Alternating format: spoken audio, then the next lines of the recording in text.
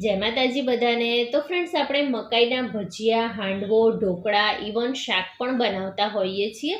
પણ આજે આપણે એકદમ ઓછા તેલમાં એટલી સરસ ટેસ્ટી વાનગી બનાવીશું ને કે તમે રોજ બનાવીને ખાશો।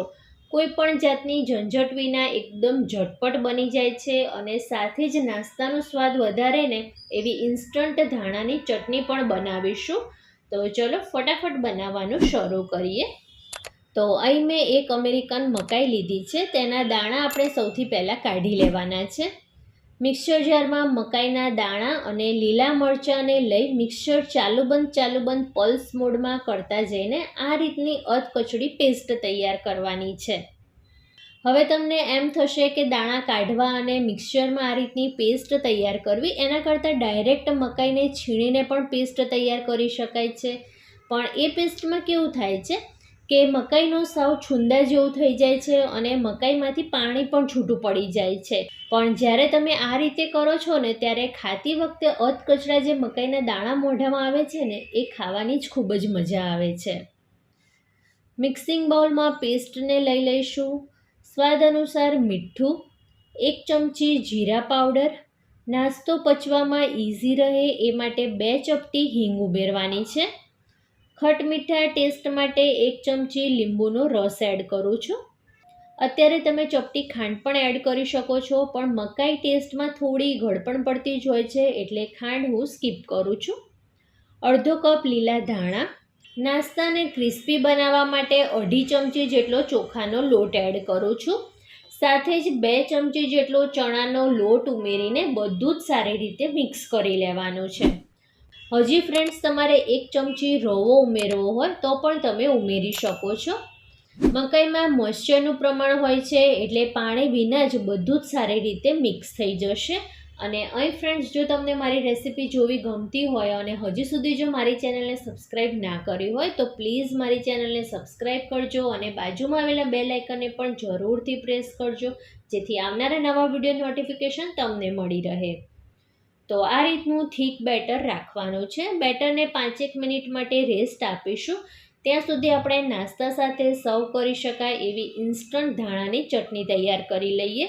તો મિક્સર જારમાં જરૂરિયાત પ્રમાણે લીલા ધાણા લીધા છે, તીખાશ માટે લીલા મરચાં, સાથે જ ચટણીના સારા ટેક્સચર અને થિકનેસ માટે 10થી 12 સિંગદાણા અને અડધી વાટકીથી થોડી ઓછી ઝીણી સેવ લીધી છે। સેવની જગ્યાએ જો તમારી પાસે ગાંઠિયા હોય તો તે પણ તમે લઈ શકો છો। ચટણીના ખટ મીઠા ટેસ્ટ માટે 2 ટેબલસ્પૂન લીંબુનો રસ અને થોડો ગોળ ઉમેર્યો છે।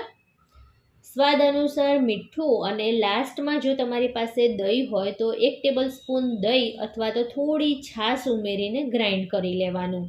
તો આ રીતની થોડી થીક કન્સિસ્ટન્સીમાં ખટમીઠી ચટણી બનીને તૈયાર થશે। આ ચટણી તમે કોઈ પણ ફરસાણ કે કોઈ પણ નાસ્તા સાથે ખાઈ શકો છો, ખૂબ જ ટેસ્ટી લાગે છે। બેટરને આપણે ફરીથી એકવાર મિક્સ કરી લેવાનું અને પછી તેમાં 1 ટેબલસ્પૂન ઈનો અને ઈનોને એક્ટિવ કરવા માટે 1 ટેબલસ્પૂન પાણી ઉમેરીને બેટરમાં સારી રીતે મિક્સ કરી લેવાનું છે, એટલે એકદમ હળવું બેટર બનીને તૈયાર થશે। બીજી સાઈડ અપ્પમ પેનને પણ ગરમ કરવા મૂકી દીધું છે અને પેન ગરમ થાય એટલે ગેસની ફ્લેમ સ્લો કરીને 1-1 ટીપા જેટલું તેલ ઉમેરીને મોલ્ડને સારી રીતે ગ્રીસ કરી લેવાનું છે અને પછી આપણે બેટરને દરેક મોલ્ડમાં ઉમેરી લેવાનું। ઢાંકીને લો ગેસની ફ્લેમ ઉપર ચડવા દેવાનું, એટલે મકાઈ આપણે કાચી જ લીધી છે તો સારી એવી ચડી જાય। તો અહીં ફ્રેન્ડ્સ, જો તમને મારી આ રેસીપી સારી લાગી હોય તો પ્લીઝ વિડીયોને લાઇક કરીને ચેનલને સબસ્ક્રાઈબ કરવાનું જરાય ના ભૂલતા। અપમની ઉપરની સાઈડ ડ્રાય થઈ ગઈ છે એટલે ફરીથી 1/2 ચમચી જેટલું તેલ ઉપરથી સ્પ્રેડ કરી લેવાનું છે અને પછી અપમની સાઈડ ચેન્જ કરી લઈશું। અત્યારે તેલ સ્પ્રેડ કરવું ટોટલી ઓપ્શનલ છે। તમારે એકદમ ઓછા તેલમાં નાસ્તો કરવો હોય તો તમે બીજી વાર જે તેલ સ્પ્રેડ કર્યું એ તમે સ્કીપ પણ કરી શકો છો। તો એક સાઈડ એકદમ ક્રિસ્પી થઈ ગઈ છે। 2-3 મિનિટ પછી ફરીથી આપણે ચેક કરીએ તો નીચેની સાઈડ પણ ક્રિસ્પી થઈ ગઈ છે। તો અપમને પ્લેટમાં લઈ લઈશું। આ મકાઈનો નાસ્તો એકદમ ફટાફટ અને ખૂબ જ ઓછા તેલમાં બનીને તૈયાર થાય છે, એટલે તમે બાળકોને સવારે લંચ બોક્સમાં પણ આપી શકો છો અને તમે બ્રેકફાસ્ટમાં પણ લઈ શકો છો।